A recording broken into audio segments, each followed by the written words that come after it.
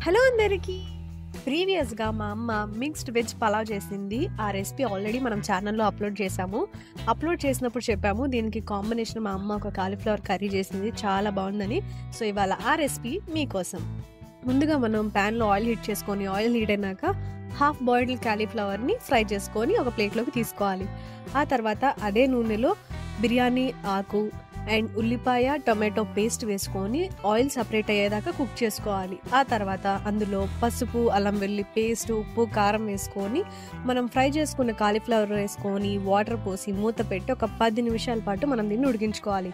ఈ లోపల మీరు టైం వేస్ట్ చేయకుండా ఛానల్ని సబ్స్క్రైబ్ చేసుకోండి. అలాగే వీడియోని లైక్ చేయడం మాత్రం అస్సలు మర్చిపోకండి. 10 నిమిషాల తర్వాత కొబ్బరి, గసగసాలు, జీడిపప్పు వేసి చేసుకున్న పేస్ట్ వేసుకొని మూత పెట్టి ఒక 5 నిమిషాలు ఉడికించుకున్నాక చివరిగా గరం మసాలా అండ్ కొత్తిమీర వేసుకుంటే ఎంతో టేస్టీగా ఉండే కాలీఫ్లవర్ మసాలా కర్రీ రెడీ.